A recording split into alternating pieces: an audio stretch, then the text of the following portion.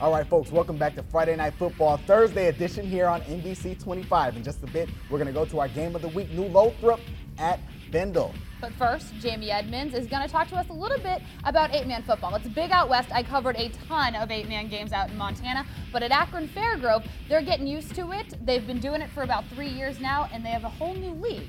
Jamie Edmonds has more.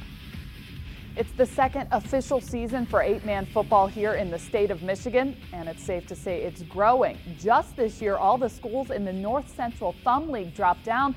As I found out, it's a way for programs to stay around and for kids to still compete. It's the same game.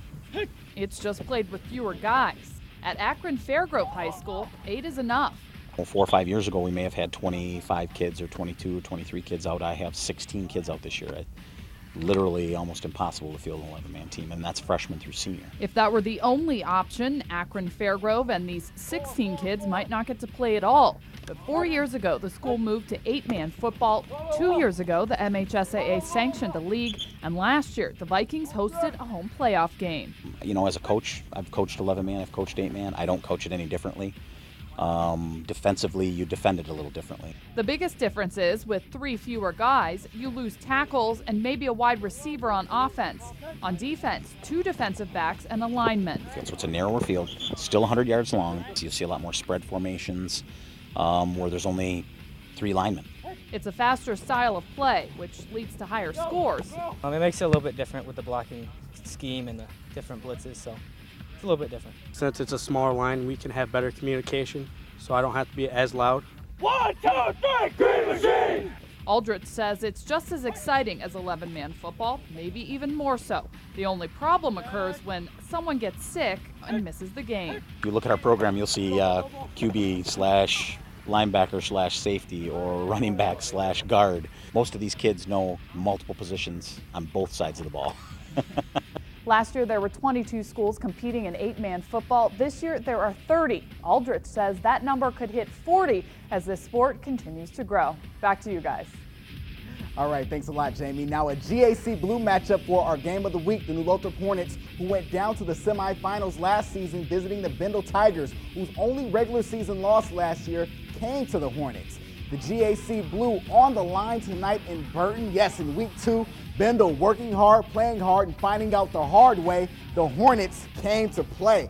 Senior Austin Newman to Michael Muha, 49 yards for the touchdown. Newman 6 for 6 in the air, 108 yards. Next possession for the Hornets, Amari Coleman. He broke his leg last year, I'd be safe to say. This is a comeback. One of 2 scores on the night. This one 44 yards. In the blink of an eye, New Lothrop up 20-0. Bendle, though, not quiet for long. Deion Reed knocked out in the second half, but before he left, 154 yards, 70 of them right here for the touchdown. But you know what? It's all Hornets. Josh Wendling, he's going to take the handoff on the next drive, and he finds his way outside and to the pylon. It's a touchdown. 19 yards right before the half. New Lothrop, they win big, 47-21. They're in the driver's seat now for a 3rd straight GAC Blue Championship. We're happy, the offense was able to do some things, and like I said, it's nice to be able to kind of be two-dimensional and throw the ball once in a while and kind of keep teams off balance a little bit with that, and I think we were able to do that tonight. I wasn't expecting as big a blowout as it was at first. We just came out all guns fired, and we just did a great job offensively and defensively. All right, on Flushing, crowd surfing. Flushing leaving the Big 9. They're in the Saginaw Valley League. It's a crossover matchup between the Raiders and Midland Dow. 2-0 at the half. George Hyde, great catch by Cam Lapine, and they are moving. It's 5-0 after a field goal. Then Dow responds. 4th quarter, 4th and long. Brennan Miller hands to Alex Hoos. He gets outside, 28 yards to pay dirt. 6-5 Chargers, points still at a premium.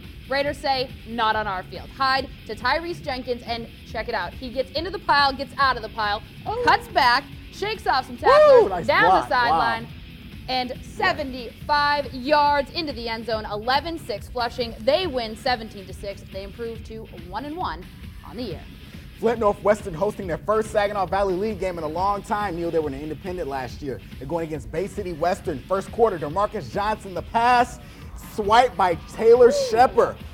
He's going to take it all the way back, 60 yards. He's making a house call, 7-zip.